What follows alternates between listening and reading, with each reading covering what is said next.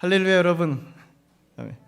예, 또 월요일부터 금요일까지 열심히 또 직장도 다녀오시고 뭐 학교도 다녀오시고 하시느라고 여러 가지 좀 피곤하고 뭐 아르바이트 하시는 분도 있고 그러실 텐데 우리 한번 옆 사람에게 인사해 보겠습니다. 한 주 동안 수고하셨습니다. 그리고 또 이번에 이렇게 인사해 볼까요? 당신은 하나님 안에서 안전합니다. 예, 이거를 왜 했냐면 우리 가운데 불안감이 있는 것 같아요. 모든 종류의 두려움과 불안과 걱정과 염려가 있는 것 같아요. 나 여기서 망하면 어떡하지? 나 여기서 끝장나면 어떡하지? 도태되면 어떡하지?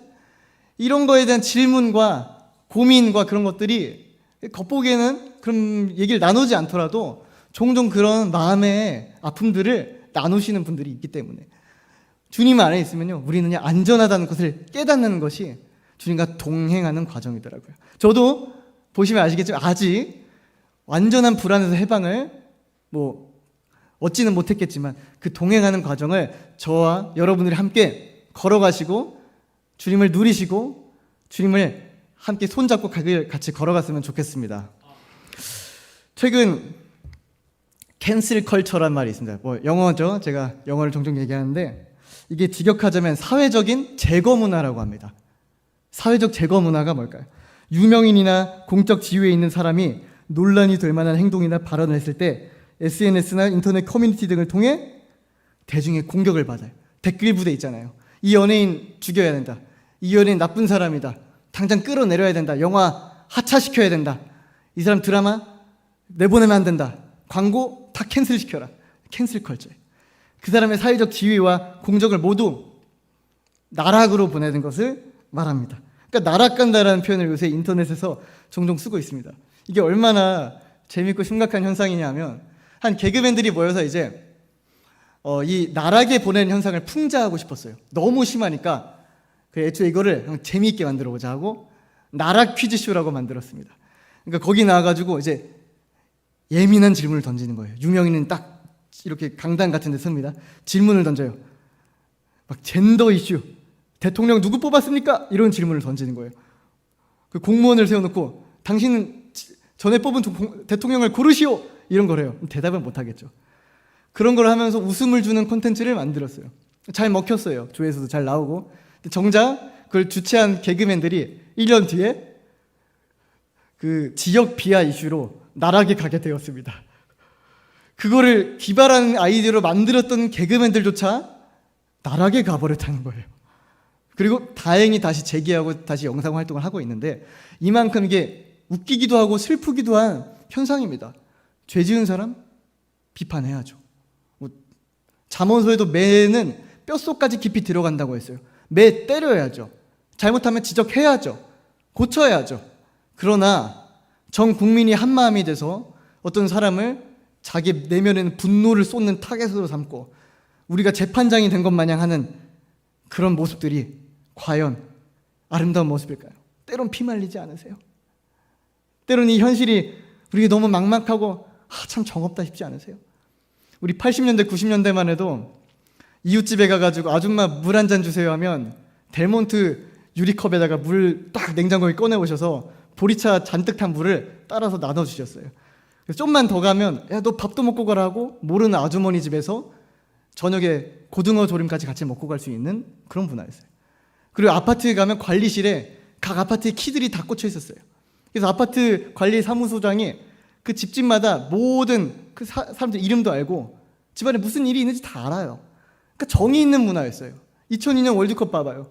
전 국민이 그냥 버스에 올라가가지고 외치고 광장에 가서 외치고 그리고 하나 돼서 서로 얼싸안고 그러니까 이런 문화가 있던 시대인데 어느 순간 지적, 정죄, 비판 너무 심해진 사회가 아닙니까?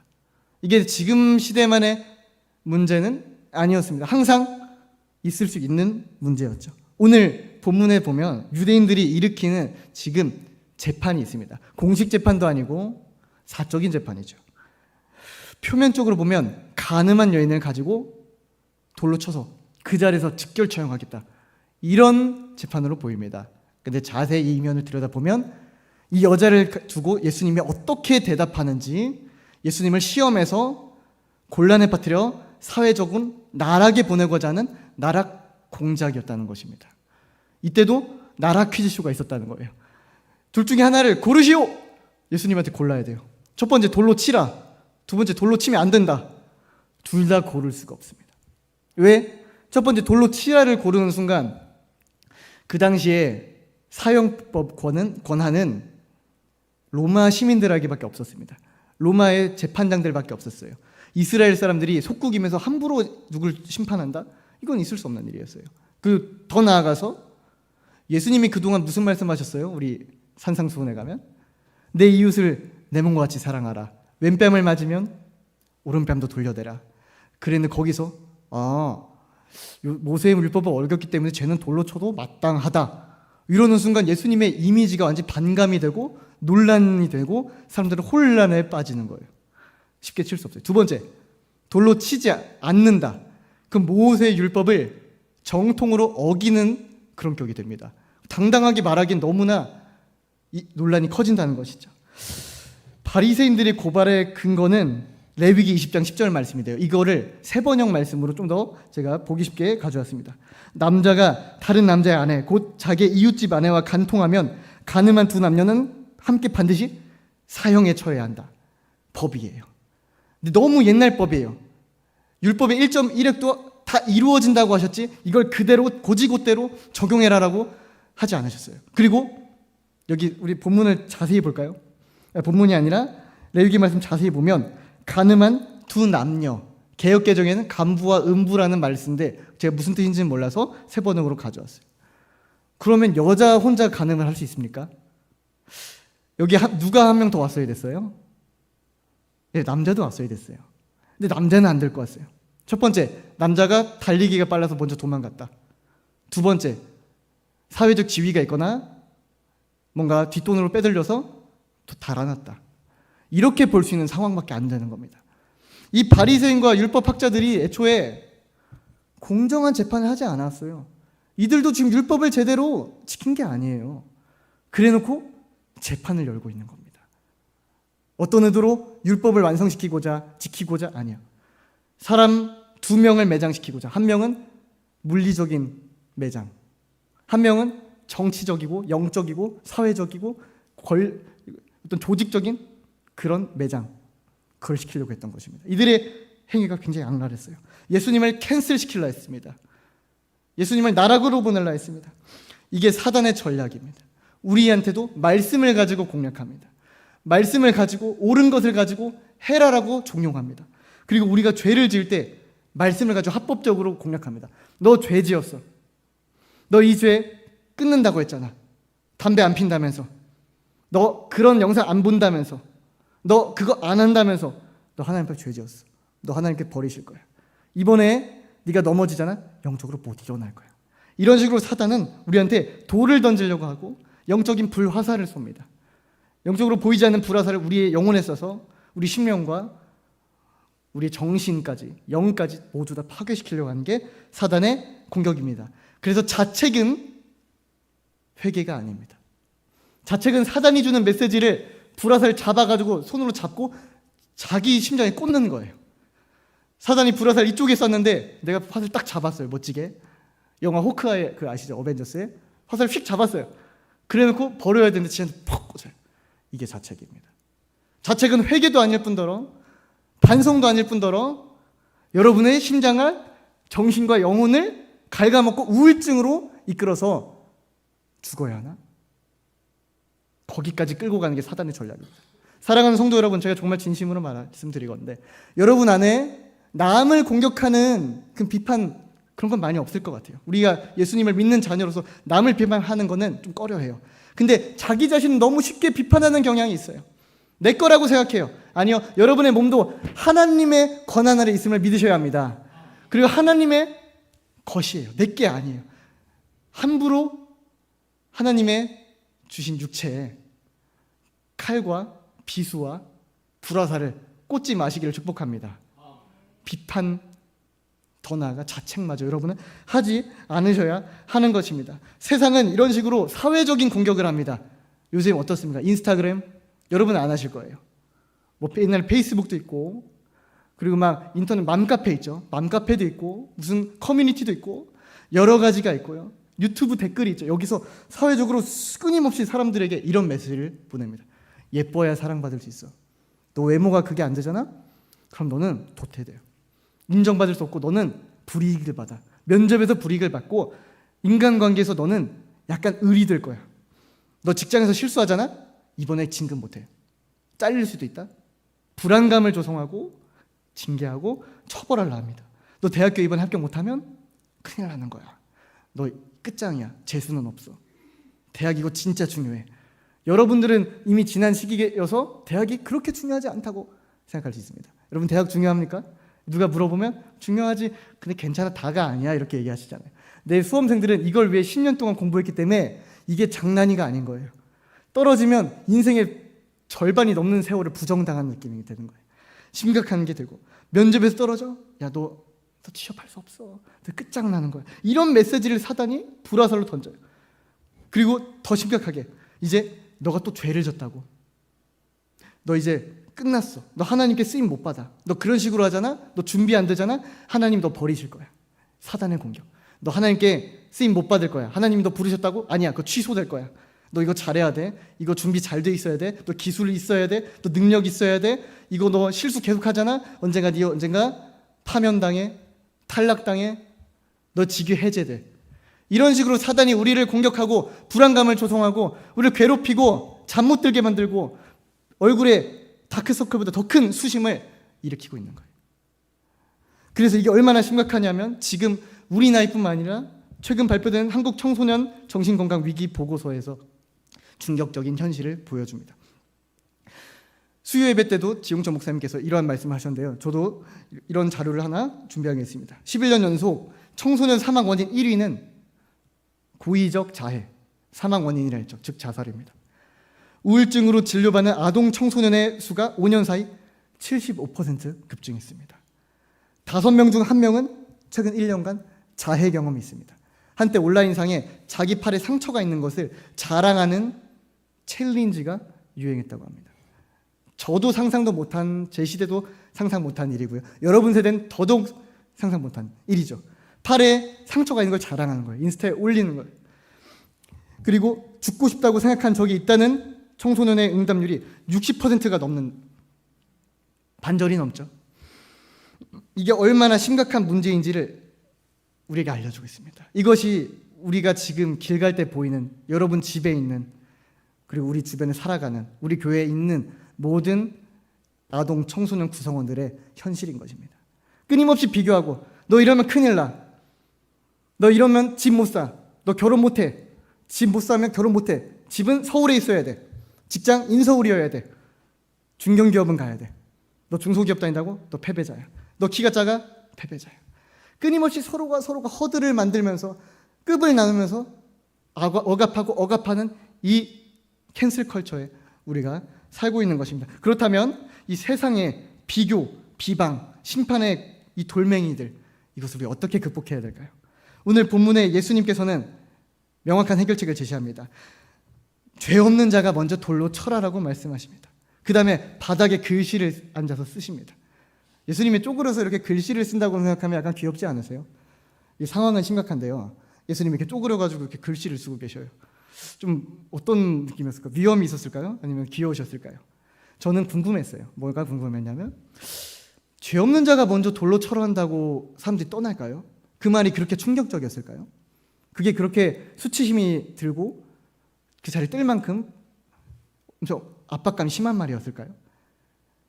세번역서의 주석에 보면 대한성서공의에서 나왔기 때문에 저는 공신력이 있다고 생각합니다. 어떻게 주석에 나와 있냐면 예수님께서 그들의 죄를 땅바닥에 쓰셨다라고 나와 있습니다. 다른 사본들에 의하면. 요한복음에 원서는 발견된 바가 없습니다.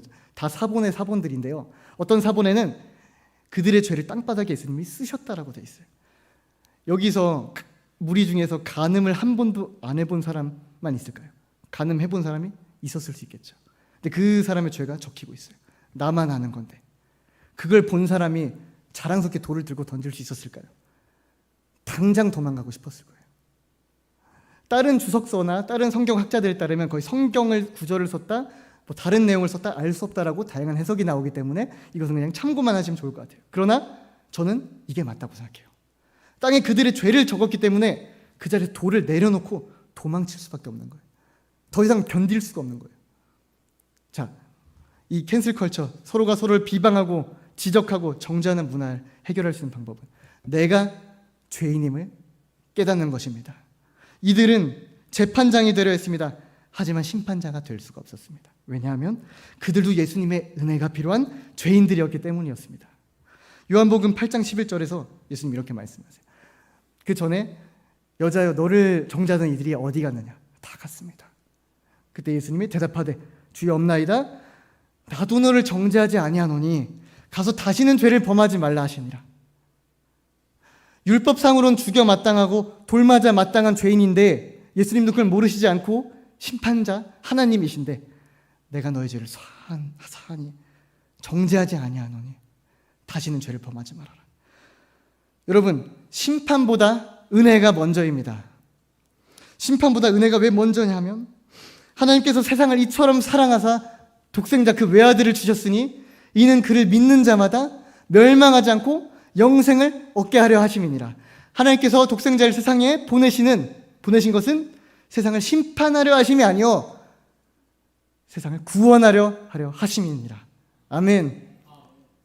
하나님이 독생자를 보내신 이유 분명 심판자세요, 예수님은. 그러나 심판은 이후에 있을 일이고 이 땅에 예수님이 초림하신 이유는 구원하시기 위하심이었습니다. 예슈아, 히브리어로 된 예슈아의 이름이 무슨 뜻입니까, 여러분? 우리가 예수라고 부르는 예슈아의 뜻이 뭐죠? 바로 구원이라는 뜻입니다. 우리 구원자 예수님은 정죄와 심판보다 우리에게 은혜 베푸시기를 원하시는 분이십니다. 장발장을 여러분 다 보셨을 거예요. 장발장 영화도 나왔죠. 레미제라블 막 콘서트도 있고 영화도 나왔고 뮤지컬도 있는데요. 거기 보면 장발장이 에리엘 신부집에서 이제 며칠 신세를 져요. 잠을 자요. 먹을 걸 먹여줘요. 감옥에서 나온 지 얼마 안 됐어요. 몇십 년 동안 감옥에 있다가 감옥에서 나왔어요. 너무 행복해요. 신부님, 그러니까 우리 집 목사님 댁에서 은혜를 받고 있다가 은쟁반이 저기 딱 보여요. 저거는 몇 천만 원 될 거예요.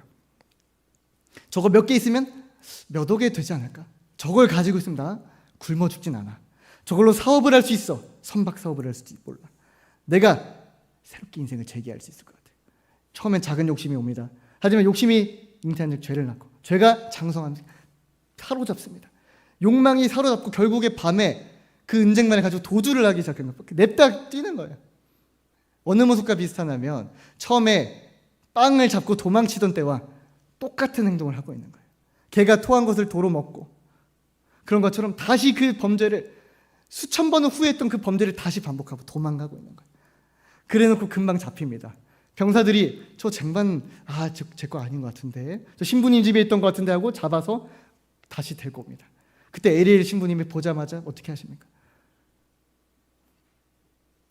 친구야 왔는가? 아이고 내가 선물을 은쟁반만 준 게 아니라 은초대까지 같이 줬잖아.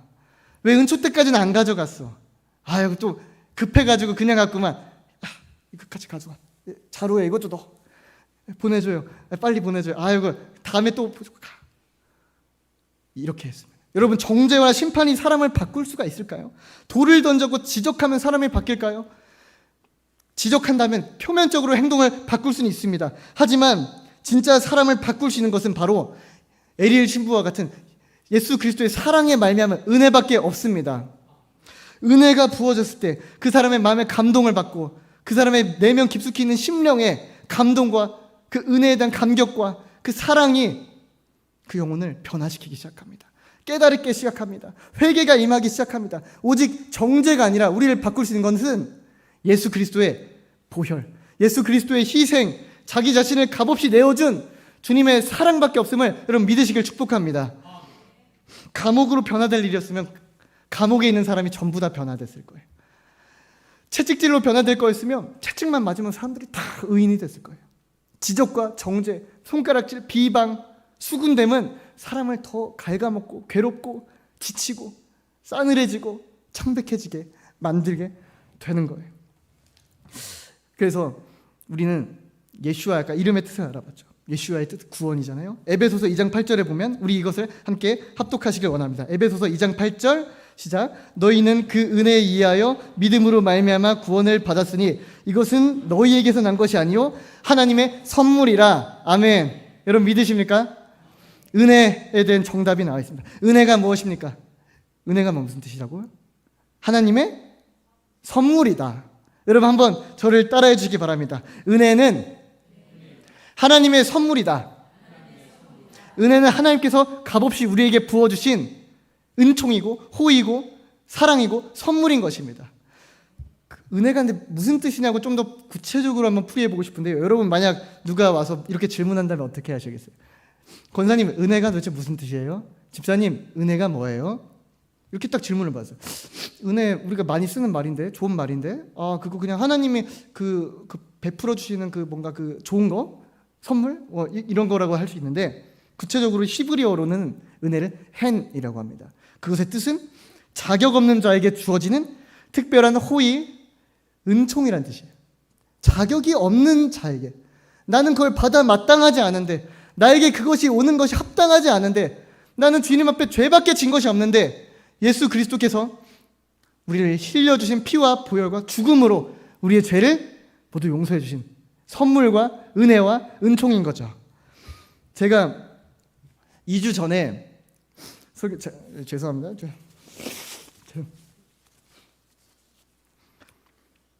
2주 전에 이게 머리카락을 제가 몰랐거든요.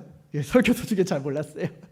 끝나고 영상을 한번 봤는데 딱 이게 머리카락이 지금 어떻게 되는지 모르겠네. 이렇게 돼 있더라고요. 보셨어요? 이렇게 돼가지고 이게 뭘 따라한 거지? 무슨 컷이지? 이름도 못 붙이겠어요. 가로 컷인가? 이대로 여기서 막 눈물 콧물 짜면서 여기서 앞에 이렇게 서 있는 게 너무 뭐 안타깝기도 하고 그렇더라고요. 제가 그 유명한 반곱슬입니다. 그 양념 반 프라이드 반 아시죠? 뭐 그건 아니고 반곱슬이에요. 직모도 아니고 뭐 곱슬도 아니고 반곱슬이에요. 그러니까 머리가 요리 같다 하는 거예요. 비만 오면 비 안 와도 요래 가는 거예요. 그래가지고 미용실에 갔죠. 지금 뭐 전보단 짧아졌죠. 미용실에 갔는데 이게 제가 장기동 살아요. 김포 장기동. 여기 장기동 주민분 좀 계시는 것 같은데 거기 가서 제일 고객 수가 많은 미용실에 갔어요. 얘가 제일 잘 돼. 처음에 모르고 갔어요. 그냥 우연히 은혜로 간 것 같아요. 거기 실장님인데 저보다 나이가 어린데 되게 뭔가 사람이 덕이 있어요. 이 사람 좀 크게 될 것 같은 사람이에요. 1년째 지금 가고 있어요. 딱 가서 앉아가지고 이게 볼륨 매직을 하고 싶은 거예요.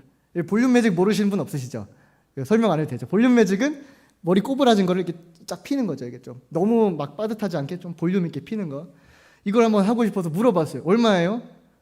13만 원이래요. 13만 원은 무슨 그거 내면서 전 재산 다 내야 돼요. 헌금 낼 돈이 없어요. 그것까지 하면. 그렇기 때문에 농담 같죠, 여러분? 농담일 겁니다. 그래가지고 그 13만 원은 할 수가 없는 거예요, 저한테. 그래서 이거 알겠습니다. 그러면 그냥 뭐 하던 대로 옆머리도 좀 심하게 뜨니까 여기나 좀 그 펌 좀만 발라서 다음 펌 해주세요. 그것도 비싼데 13만 원까지는 당연히 안 가고 이렇게 합니다. 그래가지고 머리 이렇게 딱 자르고 원래 여기서 바로 펌제를 옆에 발라야 되는데 갑자기 그 샴푸를 바로 하러 가자는 거예요. 그래서 평소랑 보법이 다른데? 하면서 딱 미용실 의자, 그 샤워 샴푸 의자에 앉았어요.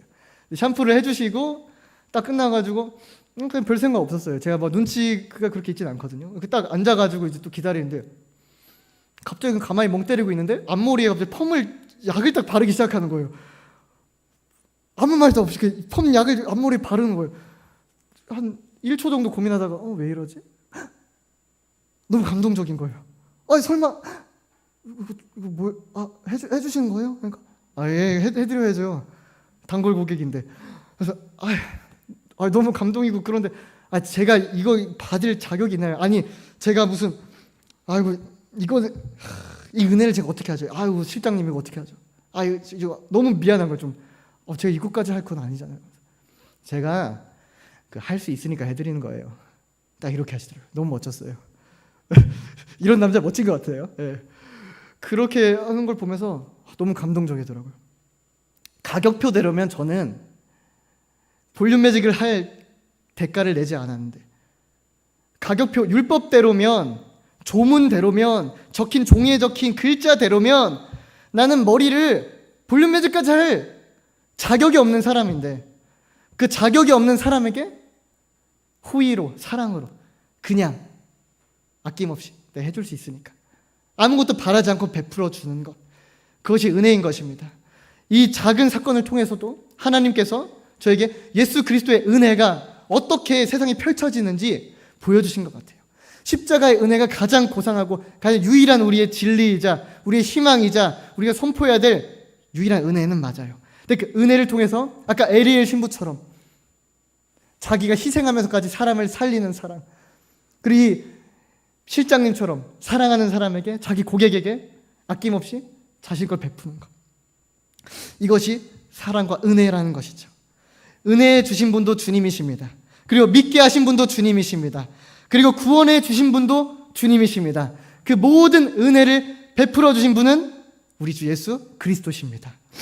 이 세상을 시작하신 분 주님이시고 이 세상을 마치시는 분도 주님이세요. 그래서 알파와 오메가, 시작과 마침 되시는 예수 그리스도께서 은혜로 세상을 쭉 이끌고 가시는 거예요.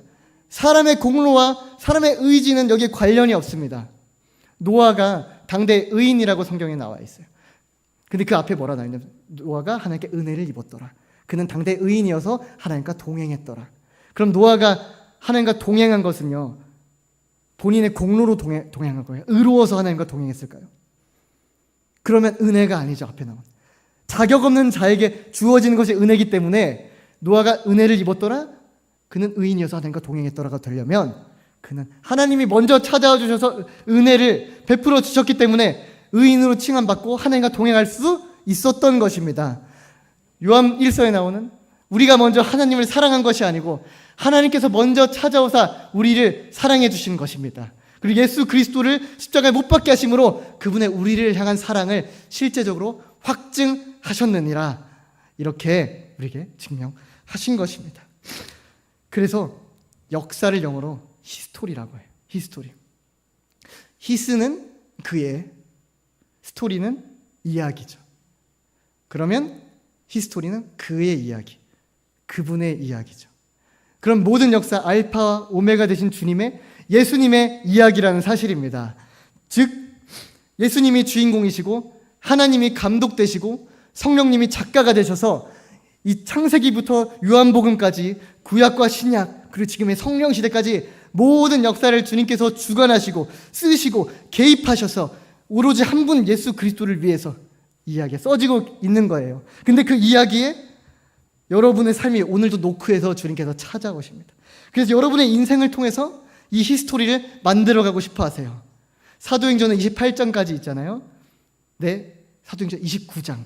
성경은 이미 66권은 완성됐지만 그 이상의 것들, 사도행전 29장 만장에 이르기까지 여러분을 통해서 성령께서 여러분의 인생을 통해서 하나님의 뜻을 야곱처럼, 요셉처럼, 모세처럼, 아브라함처럼 하나님의 기적을 여러분의 인생을 통해, 여러분의 삶을 통해, 여러분의 일상을 통해 하나님의 뜻을 이루시길 원하는 줄을 믿으시길 축복합니다. 예수님이 주인공이에요. 근데 여러분을 주인공 삼고자 부르셨어요. 이 사실을 정말 믿으시길 축복합니다. 하나님이 이루십니다. 그러면 우리가 걱정하고 염려해서 되는 일이 아니겠죠. 우리가 열심히 해서 이루어지면 하나님이 이루신 게 아니게 되죠. 우리가 순종해야 하지만, 움직여야 하지만 이 모든 것을 하나님이 일하시는 것입니다. 그래서 하나님의 선하심을 믿는 사람은 감사란 열매가 주어집니다. 근데 하나님의 선하심을 믿지 않으면 감사가 되어지지가 않아요. 그럼 그 자리에 뭐가 꿰차냐면 우울, 불안, 염려, 두려움이 찾아옵니다. 그것들을 가지고 있으면 감사할 수도 없고 영혼이 망가지기 시작합니다. 그래서 이 모든 것을 해결하려면 먼저 하나님의 일을 믿어야 돼요. 왜냐하면 이 세상에 일어난 모든 일들이 이해가 되지 않기 때문에, 너무 억울하기 때문에, 내 생각과 지혜로 감당이 안 되기 때문에 너무 괴로운 거거든요. 근데 이 모든 걸 주관하시고 책임지시고 인도하시는 분이 하나님이시다는 사실을 믿으면 그 상태로 이해되지 않아도 행복할 수 있는 거예요. 감사할 수 있는 거예요. 그런 사람에게 맺어진 열매가 평안인 것입니다. 여러분, 여러분의 불안과 두려움과 고통과 염려와 모든 통증 가운데 있는 이 쇠사슬, 속박이 있습니까? 이걸 풀어버리고 싶습니까? 여기서 더 이상 몸부림치고 싶지 않습니까? 그렇다면 하나님을 신뢰함으로 오직 나아가야 하는 줄 믿습니다. 하나님을 믿는 것만이 이 쇠사슬을 풀고 자유할 수 있는 거예요. 그래서 우리 교회가 오직 믿음을 외치는 거예요. 다른 교회 다 외치지만 우리 교회는 오직 믿음을 외치는 이유가 이거예요. 하나님 믿는 자만이 주님이 일하시는 모든 섭리 가운데서 안전할 수 있으니까. 하나님이 선한 목자 되시니까 나를 의로운 곳으로 이끌어 가시지. 선한 목자신 분이 푸른 초장으로 인도하시지. 음침한 골짜기 속에서도 결국에 우리에게 꼴을 먹여주시고 원수 앞에서 우리에게 상을 주시고 우리의 뿔을 높여주시겠지라고 주님을 믿고 신뢰하며 기쁘게 나아갈 수 있는 것입니다. 그래서 항상 기뻐하라는 명령은 명령이라기보다는요, 복음을 소유한 자에게 주어지는 결과예요. 억지로 안녕하세요 권사님 아침에 이렇게 교회에서 인사하잖아요. 이거 좋은 건데 이걸 억지로 안녕하세요 기쁘다 행복하다 이게 눈은 찡그리면서 입만 올려서 기쁘다 이게 기쁜 게 아니고요. 행복하다 이 사역자 병이거든요. 다른 교회 대형 교회 가면 다 이런 표정 다는 아니고 짓고 계세요. 안녕 샬롬 반갑습니다. 이게 기쁨이 아니고요. 진짜 기쁨은 예수님을 신뢰함으로 내면으로부터 나오는 굳건한 반석과 같은 믿음이 있어야 평안이 있는 것입니다. 여러분 안에 이러한 평안이 오늘 내일 앞으로 주어지게 되기를 축복합니다. 하나님 정말 내 인생 책임지실 것 믿습니다. 하나님 내 발길 인도하실 것 믿습니다. 주님 나 그냥 굶어 죽게 하지 않으실 것 믿습니다. 내 인생 지금 헤매고 있고 방황하고 있는 거 맞아요. 그런 것 같은데 주님 이걸 날 준비시키시고 예배시키시고 성장시켜서 가장 좋은 길로 주님의 계획대로 인도하실 줄을 믿습니다 라는 고백이 있을 때 평안이 주어지는 거예요. 여러분의 모든 실패와 모든 잘못과 모든 자책과 불안과 넘어짐과 우울함과 모든 헤매는 과정 속에서도 이걸 합력하여 선을 이루게 하시는 것이 하나님의 은혜임을 여러분 믿으시길 축복합니다. 은혜를 제한하지 마세요. 은혜는 요거여야 돼. 병 치유여야 돼. 내가 나아야 돼. 귀신 나가야 돼. 내가 변해야 돼. 내가 순종 잘해야 돼. 내 인생 바뀌어야 돼. 키가 커야 돼. 이것만이 은혜가 아니에요. 고통과 불안과 염려를 주시는 와중에서도 허락하시는 와중에서도 내 문제를 드러내신 상황에서도 나를 사랑하시고 나를 수술하시고 나를 선한 길로 인도하시는 하나님이 되심을 믿는 것이 진정한 은혜고 진정한 감사합니다. 이러한 믿음 가지시길 축복합니다. 너희를 향한 나의 계획을 내가 안 하니 재앙이 아니라 평안이라. 미래에 소망을 주려 하는 생각이라. 미래에 재앙을 주려고 너를 망치게 하려고 너에게 괴로움을 줘서 망하게 하려고 아니에요. 재앙이 아니라 평안을 주려고 했다. 이 모든 게 너를 선한 길로 이끌기 위해서였다. 이 모든 게 너를 통해 나와 공동 통치자로 세워서 새 하늘과 새 땅에서 나와 함께 12 사도들과 함께 이 땅을 이 전 세계 지구촌을 함께 경영하고 주관하고 하나님과 함께 먹고 마시고 그 잔치를 누리게 함이었더라요. 마침내 내게 복을 주려 하심이었더라가 주님의 본뜻인 줄을 믿으시길 축복합니다. 마침내 내게, 마침내 권사님께, 마침내 청년분들께, 마침내 장로, 집사님 모든 분들께 복을 주려 하려 하심이었더라. 그게 하나님의 본뜻인 것입니다. 그러니까 교회 부흥이 안 될까봐 불안해요. 망할까봐 두려워요. 도태될까봐 두려워요. 취업 실패할까봐, 사람들에게 버려질까봐, 하나님께 버림받을까봐 두려워요. 이 모든 두려움을 가지고 여러분 이걸 꼭 기억하시되 여러분 망하지 않습니다. 주님 안에 있다면 망해도 돼요. 여기까지 가야 돼요. 망해도 괜찮아요. 망해도 주님 안에만 있으면 망한 게 아니에요. 내 입장에서 망한 거고 주님 입장에서는 아직 스토리가 끝나지 않았으니까. 그러니까 여러분 모든 그 두려움과 불안과 염려 있잖아요. 모든 스트레스들이 있잖아요. 그것을요 쓰레기통에 모두 넣어가지고 버려버리시길 축복합니다. 자책, 여러분들 향한 그 남들을 향한 비방, 세상의 모든 억눌림, 넌 안 될 거야, 넌 끝났어 하는 것들 모두 예수님의 이름으로 끊어서 갈아버리고 출교시켜 버리시기를 바랍니다. 여러분 제가 충격적인 고백을 하나 드리겠습니다. 충격 고백. 뭐 이상한 거 아닙니다. 얘가 또 뭔 말을 할까 하도 엉뚱해가지고 저 죄송합니다.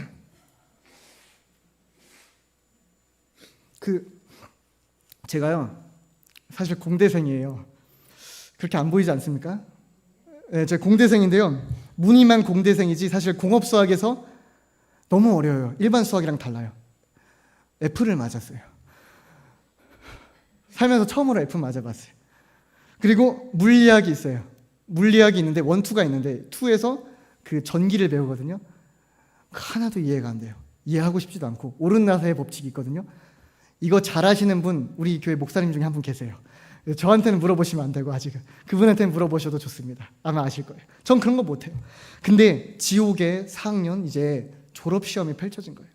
이걸 좀 감당할 수가 없었어요. 이게 왜냐면 탈락하면 5번이고 10번이고 재시험을 계속 봐야 되는 시스템이었어요. 6번, 10번 재시험을 봐야 되니 너무 괴로운 거예요. 막 이것저것 해가지고 아무것도 모르는데. 그런데 거기서 유일하게 해방될 수 있는 방법은 상을 타는 거거든요. 교 내에서나 교 외에서. 근데 교 내에서 4학년 마지막 경진대회가 있었습니다. 그래가지고 그걸 준비하고 있었어요. 거기서 이제 공학적인 뭔가를 5명이 팀이 돼서 만드는 거예요. 뭔가 산업에 도움이 될 만한 아이디어 이런 걸 만드는 건데요. 그때 이제 팀원들이 딱 모아집니다. 근데 팀원들이 어벤져스이면 좋은데 다 전과생인 거예요. 전과생, 편입생, 복수전공생. 그러니까 이 학과에 있어서 경영공학과거든요. 여기 순혈이 하나도 없는 거예요. 다 넘어온 사람들. 그러니까 여기에 대한 이해가 깊은 사람은 없어요. 저를 포함해서. 저도 전과생이거든요. 과가 통폐합돼서. 그러니까 아무것도 몰라요, 이거를. 근데 우리끼리 뭔가 해나가야 되는데 이 상황이 나쁘지가 않았던 것이죠. 왜냐하면 천사 같은 사람들을 만났거든요. 아주 얘기하면 딱딱딱 진행이 되고 한 번도 트러블이 없이 1년 동안 그걸 쭉 갔습니다. 마침내 이제 경진대회 날이 됐습니다. 15개 팀이 참가했고 한 팀당 5명에서 7명의 인원들이 있습니다. 이제 이들이 모여가지고 발표를 합니다. 쟁쟁해요. 막 한 팀은 막노동 현장에서 떨어지면 조끼가 자동으로 부풀어 오르는 자동 에어백을 가져왔어요. 조끼 에어백. 어떤 팀은 이제 주차장에 있다가 불이 나잖아요. 자동으로 탁 닫히는 프로그램. 엄청 산업적이잖아요. 귀하잖아요. 이걸 보면서 어떻게 하지? 이거 좀 사람들 센데? 싶었어요. 어떤 팀은 집에서 습도를 따라 자동으로 창문이 닫히고 열리고 이게 뭐 에어컨이 켜졌다가 에어컨이 막 높였다가 낮추는 온습도 조절계, 스마트홈 이런 걸 만들었어요. 근데 우리 팀은 뭘 가져왔냐? 제가 당근나라에서 가져온 귀여운 분홍색의 디즈니 공주가 그려진 꼬마 자전거였습니다. 이게 싸움이 안 되잖아요. 이게 약간 골리앗 앞에서 약간 다윗 같은 꼬마 자전거 7살이 타는 건데 보조바퀴가 달려 있었어요. 아니 안 달려 있었나? 보조바퀴가 막 있었던 것 같아요. 그리고 디즈니 공주는 백설공주, 인어공주, 약간 라푼젤 이런 것들 그려져 있었던 것 같아요. 아마 정확히 못 봤어요. 그걸 가지고 와서 우리는 발표를 하게 된 거예요. 그러니까 이게 팀원들이 우리 이거 어떻게 하죠? 우리가 상 탈 수 있을까요? 막 이렇게 하는 거예요. 저도 너무 이게 긴장이 됐습니다. 그런데 전날에 딱 대회 전날에 학교를 나오는데 마음속에 이러한 울림이 강력하게 들기 시작하는 겁니다. 어떤 울림이 들었냐면, 어떤 감동이 있었냐면 갑자기 큰 기쁨과 함께, 큰 감동과 함께 순호야, 내가 내일 너한테 졸업상을 줄 거야. 졸업에 대한 지금까지 포기하지 않고 맞지도 않는 학과 네가 선택으로 왔지만 버텼잖아. 그에 대한 선물을 줄 거야. 이런 마음이 딱 들더라고요. 너무 기뻤어요. 그 결과와 상관없이. 왜냐하면 이게 결과가 다를 수도 있잖아요. 이게 감동은 감동이 참 좋은데 그냥 너무 좋다. 그랬으면 좋겠다. 하고 다음날 대회 갔습니다. 아까 말한 이제 에어백 퍽 터지는 거 막 시원하고 막 스마트 홈 해가지고 막 주차장에 막 문이 자동으로 퍽 닫힌다 막 하고 막 각자 막 산업적이고 무슨 공학적이고 나름 실용적이면서 뭐 어떤 경제적 가치가 있는 것들 막 선보여요. 나름 열심히. 근데 교수들이 이게 딱 지적을 해요. 이거 어떻게 할 겁니까? 이거 문제점 어떻게 할 거예요? 이거 뭐 할 거예요? 딱 냉정하게 탁탁탁 찌르는 거예요. 그러면서 나도 한마디 들으면 어떡하지? 하면서 했습니다. 근데 그 과정을 통해 저는요 이걸 깨달았어요. 하나님께서 그 모든 1년여간의 과정을 내가 보지 못한 부분부터 전부 다 주관하고 계셨다는 사실을요. 팀원들도 전부 필요한 사람이었습니다. PPT 잘하는 사람, 기획 잘하는 사람, 물리학 잘하는 사람, 착하게 코딩해주는 사람, 어렵지 않은 그런 걸 해가지고 하는 사람이 있었어요. 그리고 교수님도 너무 좋은 교수님을 만났어요. 교수님이 이 대회에 가장 입김이 강하시고 우리한테 많은 호의를 주시고 칭찬을 많이 해주시고 많이 도와주셨어요. 뭐 우린 자전거만 한 건 아니죠. 거의 장치를 달아서 내리막길 가면 멈추고 앞에 사람 있으면 멈춥니다. 이런 장치를 만들었어요. 좋은 거죠. 뭐 자동 제어 장치라고 했어요. 자전거라고 안 하고. 그렇게 해서 했는데 그 발표하는 현장에서 성령님께서 그 순간까지도 모든 과정과 모든 참가자와 교수님의 마음을 분홍색 디즈니 자전거에 감동을 시켜버리신 거예요. 사람들이 다 감동을 한 거예요. 끝나고 교수님들이 질문을 안 하고 딱 지나가더라고요. 그리고 딱 결과가 나왔습니다. 여러분, 15명 중에 우리 팀 몇 등 했을까요? 설마 1등 했을까요? 1등을 했습니다. 정말로 이게 1등을 한 거예요. 그러니까 하나님께서는요, 내가 알지도 못하는 1년 전부터 그 모든 과정을 그날 선물을 주기 위해서 미리 필요한 사람도 보내주시고 필요한 모든 우연 같은 일을 연속해서 겹쳐서 필연처럼 우승할 수밖에 없는 교수님, 우승할 수밖에 없는 팀원, 분위기, 상황, 말도 안 되는 핑크색 자전거로 주님은 약속하신다면 이루시는 분이십니다. 하나님께서는 졸업상을 주시겠다고 약속하셨어요. 그리고 정말 그 약속을 이루셨습니다. 하나님은 사람이 할 수 있는 일을 약속하지 않으세요. 그리고 약속을 하신다면 이루어지지 않을 것 같은 상황으로 몰고 가세요. 아브라함 100살 될 때까지 안 주십니다. 사라는 태문이 닫힙니다. 거기서 그 다음에 마침내 내게 복을 주려 하셨노라. 아이를 주십니다. 그리고 홍해 앞으로 이스라엘 백성을 이끌어 가세요. 앞에는 홍해, 뒤에는 이집트 마병과 병거들이 진치고 있어요. 사면 초가의 상황에서 하나님은 홍해를 갈라버리십니다. 즉 하나님은 반드시 우리에게 약속을 이루시는 분임을 믿으시길 축복합니다. 우리에게 필요한 건 믿음이에요. 믿음이 없이는 하나님을 기쁘시게 하지 못하나니 하나님께 나아오는 자는 하나님이 계시다는 것과 자기를 찾는 이들에게 상 주시는 분이심을 믿어야 할지니라. 아멘. 하나님께서는 이 졸업에 작은 상을 주신 것 같아도 여러분들의 인생에 큰 상을 주시기를 원하십니다. 여러분들의 인생에 우리가 기복주의여서가 아니에요. 하나님이 약속하신 것은 아브라함에게 주시고 요셉을 국무총리로 만드시는 분이세요. 홍해바다 가르시는 분이세요. 다윗을 골리앗 앞에서 물맷돌 한 방에 넘어뜨리시는 분이세요. 그리고 사드락 메삭 아벳노고가 불에 들어가도 지켜주시는 분이십니다. 하나님은 여러분을 그런 주인공으로 만드시길 정말로 원하고 계심을 믿으시길 축복합니다. 제가 3년 전부터 담임 목사님의 이 설교를 들으면서 매주 이 말씀을 하셨어요. 목사님은 이제야 할 것 같아요. 저도 이제 따라하고 싶어요. 하나님은 홍해를 가르실 수 있으십니다. 그리고 그러시길 원하십니다. 그리고 도우리교회를 통해 여러분의 인생의 홍해와 전 세계의 홍해와 인류에게 맞이한 홍해를 하나님 가르시고 모든 길을 여시고 기적을 베풀길 원하시는 분임을 믿으시길 축복합니다. 우리에게 필요한 거는 오병이어 물고기 2마리와 보리떡 5개의 믿음이에요. 연약하고 무너지고 쓰러지더라도 하나님의 크신 은혜로 오병이어의 기적이 우리에게 진짜로 부어지게 될 것을 여러분 진심으로 믿으시길 바라요. 그래서 여러분 주님 앞에 입을 크게 벌리시길 바랍니다. 입을 크게 벌리세요. 자기 아들을 아끼지 아니하시고 모든 사람을 위해 내주시니가 어찌 그 아들과 함께 이 모든 것을 함께 우리에게 주시지 않겠느냐. 아멘이십니까? 자기 아들을 주신 분이 본체면서 자기의 모든 것이면서 그 생명을 찢어서 내주신 분이 아들을 주셨고 전체를 주셨는데 그 나머지 뭉탱이 그걸 모두 다 우리에게 부어서 주시지 아니하시겠느냐는 거예요. 그래서 그걸 위해서 우리에게 필요한 것은요, 한 가지만 우리에게 요구하십니다. 그 믿음의 길에서 나를 향해 한 걸음만 더 디뎌줄 수 있겠니? 너 순종하기 힘들지? 포기하고 싶지? 거기서 한 걸음만 나를 신뢰해서 순종해 줄 수 있겠니? 포기하고 싶지? 그만두고 싶지? 그 걸음에서 한 번만 더 나 여호와 하나님을 신뢰해 줄 수 있겠니? 라고 말씀하시는 하나님의 요구가 있으십니다.